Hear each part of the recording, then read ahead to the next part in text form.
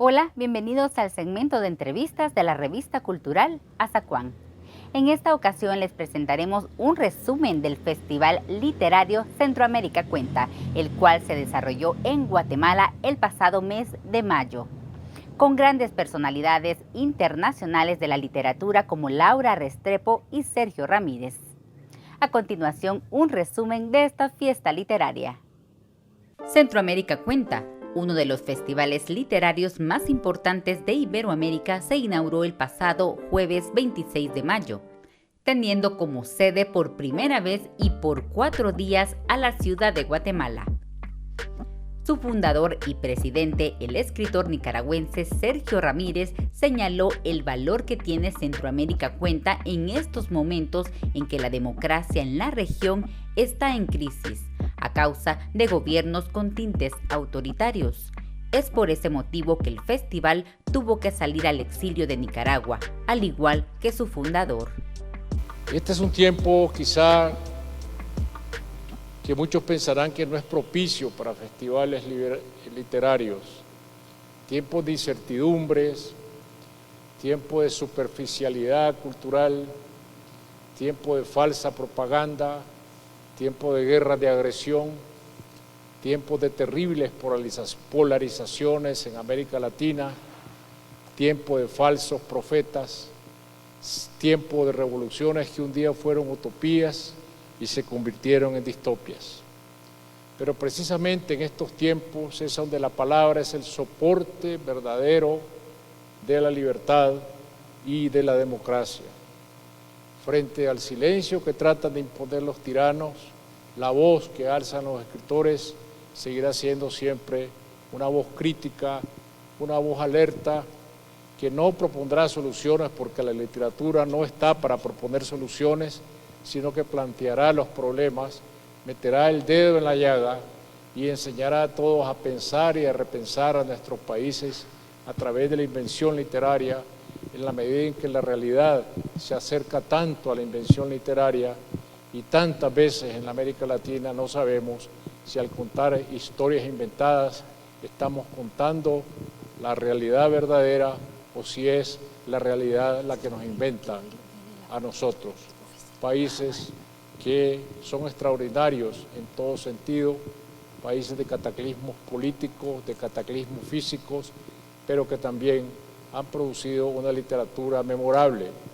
Basta mencionar los nombres guatemaltecos de Miguel Ángel Asturias, de Luis Cardoso y Aragón, de Augusto Monterroso, solo para dar 3 de ellos. El festival se dedicó a la memoria de la escritora Almudena Grandes, quien falleció en 2021 a los 61 años de edad. El escritor, poeta y esposo de Almudena agradeció las muestras de cariño. No hace falta decir que cuando se tiene una pérdida tan importante, la vida pues se queda sin mucho sentido y uno resiste buscando vínculos con la vida, buscándole un nuevo sentido a la vida. Y de verdad que el cariño de los demás, el cariño mostrado por Almudena, es un buen argumento para ir a encontrarle un sentido a la vida. De manera que muchas gracias a todos, a todas, y gracias a Centroamérica Cuenta. Me llevo este recuerdo en el corazón. Muchas gracias. Y como en cada edición, se entregó el 10º Premio Carátula de Cuento Centroamericano. El jurado, integrado por Sergio Ramírez, Nona Fernández, Rodrigo Blanco y Daniel Centeno, deliberó entre 7 cuentos finalistas sobre casi un centenar recibidos. La ganadora fue la escritora salvadoreña Michelle Recinos. Creo que es bien significativo que este relato en el que yo intenté plasmar la situación de violencia contra la mujer, la situación de violaciones a los derechos humanos que se están viviendo actualmente en El Salvador, porque es necesario poner los ojos en El Salvador, se haya llevado este premio y esté presente en este espacio. Además, se le otorgó un reconocimiento a Philip Hunziker, quien es parte del Consejo Consultivo del Festival y que, en palabras de Sergio Ramírez, fue parte importante de la iniciativa para hacer posible que Centroamérica Cuenta se celebrara en Guatemala. Con más de 30 invitados que participaron en distintos conversatorios entre escritores, periodistas y activistas de derechos humanos, discutieron temas literarios y democráticos. La primera jornada inició con el tema Verdad y Escritura, del periodismo a la novela. La periodista guatemalteca Alejandra Gutiérrez Valdizam moderó el conversatorio integrado por el chileno Cristian Alarcón, Premio Alfaguara de Novela 2022, la escritora argentina Selva Almada y el español Paco Inclán, dejando estos testimonios. ¿Cómo hizo para pasar del periodismo a la ficción y cuánto hay de realidad en su novela? Hay una pregunta obsesiva sobre este tránsito, ¿no? Y la tenemos hoy como una pregunta para todos aquí.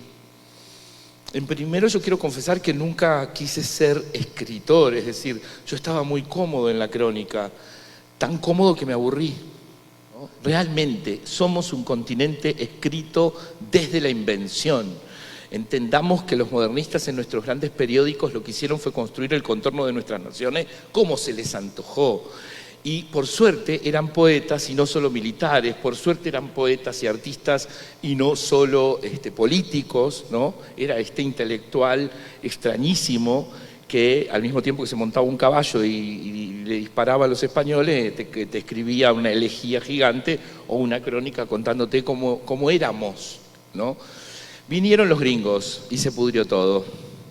Ganó la pirámide invertida, arrasa con la crónica latinoamericana, la sepulta, los periódicos latinoamericanos compran el modelo anglosajón y a partir de ahí se jode todo hasta más o menos los 50, donde en Colombia un señor llamado Gabriel García Márquez y unos borrachos que estaban con él en un lugar que se llamaba La Cueva y que escribían en unos periódicos que estaban buenísimos y otros en otros lugares iniciaron lo que yo puedo decir hoy son una serie de resistencias literarias reales al modelo anglosajón. Después hay estertores, Walsh en Argentina, podemos hacer de esto, no sé, no quiero dar una clase de eso pero lo cierto es que los latinoamericanos estamos más cómodos en la frontera que en la obsesión por la verdad. La obsesión por la verdad es calvinista y viene del norte. Así que chau verdad, chau. Que yo, una escritora de ficción, quería hablar de un tema que era la violencia de género y que eran las chicas muertas del título. Así que, bueno, también un poco esto cuestionándome lo de también la verdad, ¿no? Como que a veces... Selvi, por ahí con tus lectores o lectoras se trataba de que no estaba claro el pacto de lectura, digamos, o sea... Al recibir el libro, ¿quién te dice que eso que está ahí, si la que escribe es una narradora que se asume escritora de ficción, es verdad? ¿Cómo construís el verosímil de que es verdad? ¿O es como construir dos veces el verosímil? Claro, y además me pasaba en el transcurso de la escritura, porque yo, bueno, tenía este proyecto, lo tuve, de hecho, Cristian fue una de las primeras personas a quien se lo conté. Después tuve una editora con la que trabajé, el libro, que finalmente se publicó, y era, después que yo había hecho la investigación y todo eso, ¿cómo cuento esto yo que no soy periodista, ¿no? Y bueno, yo iba haciendo borradores, hice muchos borradores del libro hasta encontrar la voz y hasta encontrar cómo se iba a contar eso, y Ana Laura, que es nuestra editora, todo el tiempo yo le pasaba los borradores y entonces ella me marcaba y me decía, acá te estás haciendo la periodista, dejá de hacerte la periodista. Bueno, eso también me obligaba a mí a decir, bueno, ¿cómo mierda cuento esto si no soy periodista y estoy como medio entrando por la ventana del periodismo, pero al mismo tiempo la no ficción no es un territorio exclusivo del periodismo? Bueno, finalmente llegué a la conclusión, buscando y escribiendo, que la única manera de escribir era ese libro, era como había escrito cuentos, novelas, ficción antes. Y luego también hay una cosa interesante frente al periodismo, que esto no sé, igual es una cosa personal. A mí me gusta crear mi propia agenda, ¿no? De lo que quiero contar, que realmente me nazca, que sea a partir de mis propios intereses, y no está sometido como al foco mediático, a una agenda marcada o a lo que toca hablar, que a veces parece que desde el periodismo hay ciertos temas que tienes que tocar y si no estás fuera, ¿no? A mí me interesa mucho salirme de ese foco y contar desde los márgenes, ¿no? Y creo que eso también te lo permite la literatura, ¿no? El poder irte, por ejemplo, a La Habana a buscar el chiste que mató a un poeta en el siglo XIX y contar ese recorrido, ¿no? Ayer decía Philippe de Sofos que lo mío son crónicas fallidas. Creo que es cierto. Yo siempre salgo a reportear algún tema y siempre fracaso, pero en ese fracaso es donde encuentro la literatura, ¿no? En esa búsqueda fallida.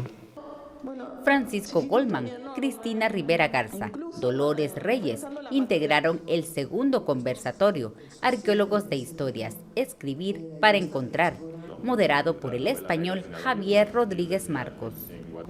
Un panel que reflexionó sobre el impacto que un libro puede llegar a tener y convocar, además de construir otro tipo de discursos en países con realidades donde el bastión de la justicia es vulnerable. No sé, creo que si no creyera, que si no estuviera de alguna manera convencida que la escritura produce realidad, no regresaría una y otra vez a todo este ejercicio constante con el lenguaje y lo que eso implica, con el poder también que el lenguaje invoca y convoca, ¿no?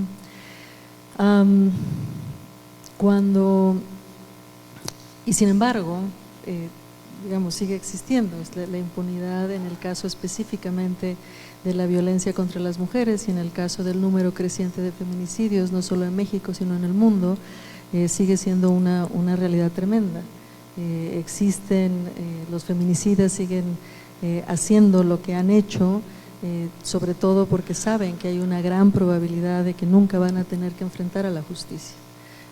De sistemas corruptos, sistemas ineficaces, sistemas donde sigue reinando la indiferencia, específicamente contra el dolor, diferencia respecto al dolor de las mujeres y de las familias destrozadas por este tipo de violencia. La frustración, el sentir que finalmente uno puede estar cerca, que hay ahora sí en este momento y en este presente una figura legal que nos dice que este hecho, el feminicidio, existe como tal, que se le persigue, que hay una escucha, ¿no?, capaz de poner en juego la complejidad de estas vidas y de estos crímenes también, una movilización constante de mujeres feministas y no feministas. La impunidad es un echar en rostro lo que se puede hacer con el cuerpo de las mujeres y está permitido. Incluso el lenguaje judicial es absolutamente femicida y odiador de las mujeres. Y lo que puede la literatura, y pensaba no solo en el libro de Cristina que he leído muchas veces, sino también en el suyo, que no he leído, y esta mañana mi editora de Noruega me llamó muy emocionada viendo que iba a estar con usted en la mesa y me contó de qué se trataba el libro. Bueno, justamente puede construir la ficción y la no ficción, pero la escritura, otro tipo de discursos hacia la vida de las mujeres, ¿no? Estos amorosos que sostienen, que mantienen la presencia de esa persona que ya no está y que es una mujer, ¿no? Y que ponen en valor la vida de las mujeres frente a sociedades que nos enrostran en la cara todo el tiempo que la vida de las mujeres no vale absolutamente nada. Entonces, eso sí puede hacer la literatura. Hoy acá alguien dijo que cuando se queman libros, después se queman personas. Bueno, en el caso de las mujeres es al revés, ¿no? Se vienen quemando mujeres hace 500 años, hemos tenido una inquisición quemando mujeres, ¿no?, como parte de forma de gobierno y de poder, y eso se sigue reproduciendo hasta el día de hoy en el cuerpo de cientos de mujeres. ¿Qué va a pasar? ¿Qué va a pasar sobre los libros, ¿no? ¿Cómo vamos a dar vuelta a eso? Yo humildemente siento que hay voces encendidas, voces prendidas fuego adentro de los libros, ¿no?, que estamos escribiendo y que siguen escribiendo, o de los cuentos incluso que se están escribiendo, y que Bueno, problematizan esto y lo dan vuelta en ese sentido, ¿no? Y eso sí puede hacerlo la literatura. Construir otro tipo de discursos que no sean el de desprecio absoluto hacia la vida de las mujeres. Yo me acostumbré por años desde universidad, ¿no? Pensar que una novela, especialmente, no puede tener un impacto social. No debes escribir una novela porque crees que va a tener un impacto social. Yo estoy de acuerdo que no, es como una locura pensar que tu novela va a tener impacto social, pero también he tenido la experiencia en estos años de ver que novelas sí son parte de este tejido, ¿no? Cuando tú no puedes imaginar Black Lives Matter en los Estados Unidos sin las novelas de Toni Morrison y James Baldwin. Imposible, es parte de esa cultura, ¿no? Cuando yo pienso en la situación aquí de arte de asesinato político, eso no es novela, ¿no? Pero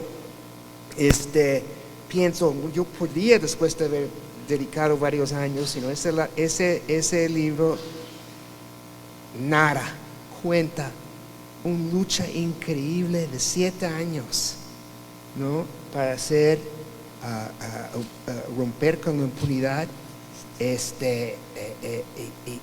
y hacer algo que jamás se había visto en Guatemala, ¿no? La razón que ellos pensaban que podían asesinar un obispo de esa manera, un obispo tan importante para este pueblo, es porque creían en la impunidad totalmente, pero de veras creían que nadie los podía tocar. Y a un costo enorme, con un grupo de gente con tanto talento. No es solo un fiscal, no es solo una unidad, no es como tantos grupos participando, arriesgando todo para mandar solo 3 personas a la cárcel, 3 de una conspiración mucho más grande, con gente mucho más poderosa, ¿no? Pero eso sí fue un triunfo, mostró que sí se podía. Ahora, ahorita, cuando tú ves dónde está Guatemala ahorita, uno podría sentir que fue para nada, ¿no? Aquí estamos en un país que ahorita tiene 24 fiscales y jueces en el exilio, ¿no? Aquí tienes un país que básicamente ha decidido, vamos a destruir el imperio de ley, ¿no? Vamos a reestablecer y defender la impunidad, la corrupción a todo costo, ¿no? Incluso los Estados Unidos, países europeos pueden decir que el fiscal general es corrupto, lo que sea, ¿no? Y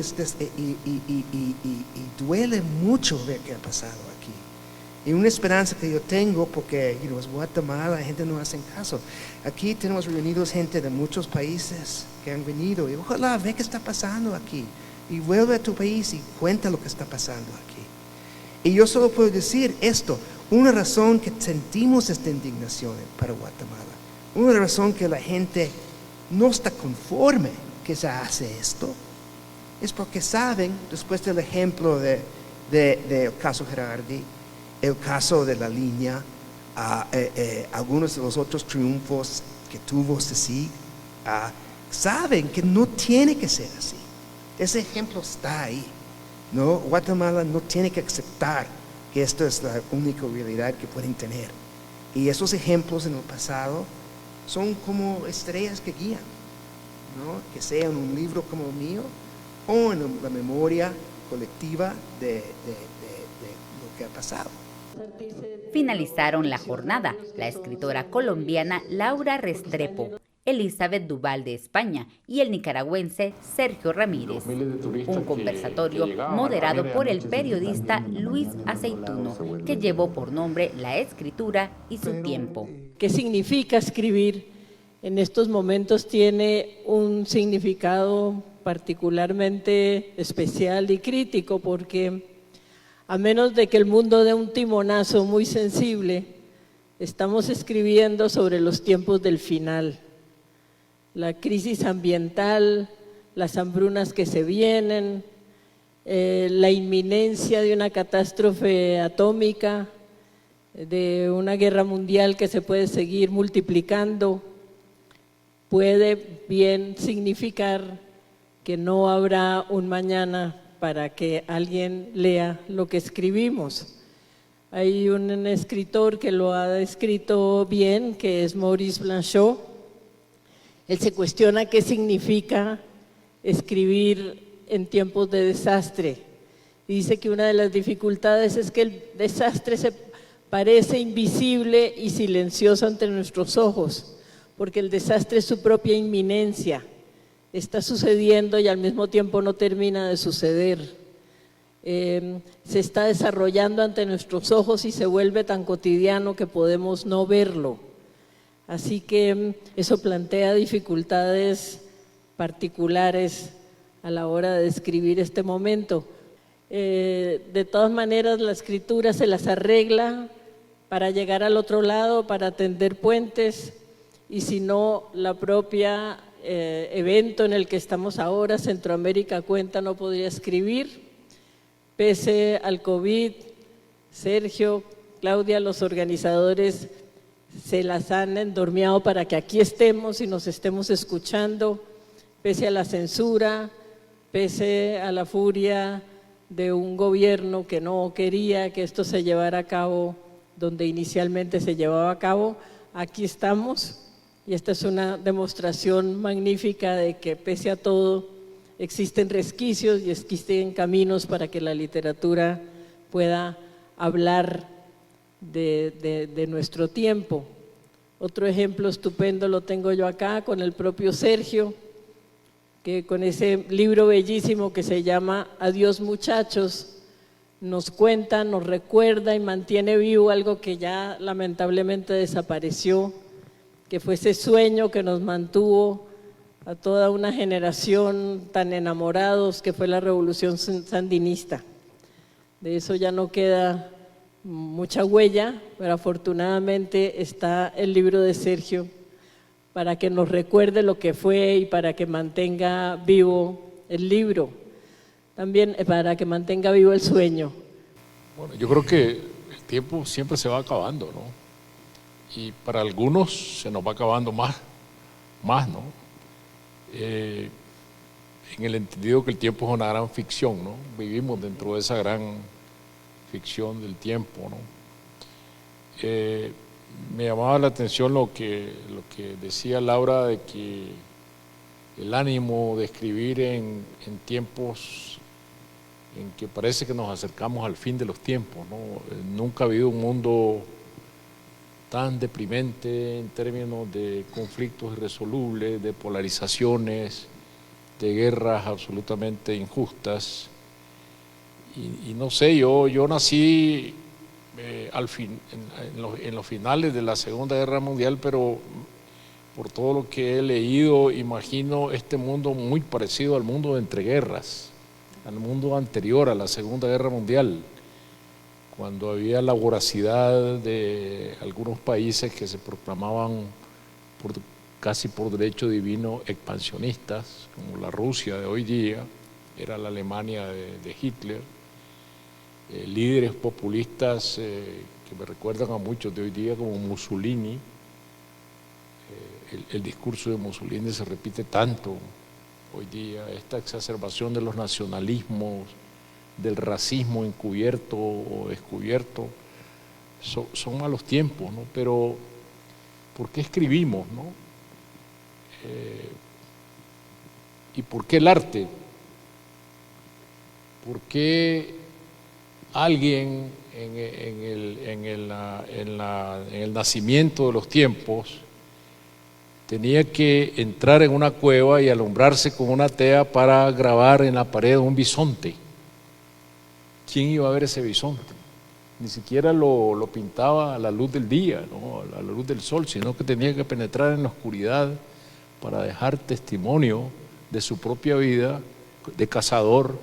En este bisonte, quizás su orgullo de haber cazado esta pieza lo llevaba a pintar este bisonte donde nadie más iba a verlo. Por supuesto, hay muchas interpretaciones sagradas de la comunicación con la divinidad, etc. Pero yo lo quiero ver desde la perspectiva del arte. Alguien pinta un bisonte sabiendo que nadie más lo va a ver. Y los miles de turistas que llegaban a Altamira ya no dejan ver las cuevas de Altamira. Él no se imaginaba que eso iba a ser una atracción turística tantos miles de años después. escribir puede ser al comienzo de los tiempos como el bisonte grabado en la pared secreta, o al fin de los tiempos, en la era Putin, ¿no? Que no sabemos cuándo se le va a ocurrir usar las armas atómicas de manera táctica. Y aquí no hay manera táctica ni estratégica. El día que disparen una ojiva nuclear, pues nos acabamos todos, ¿no?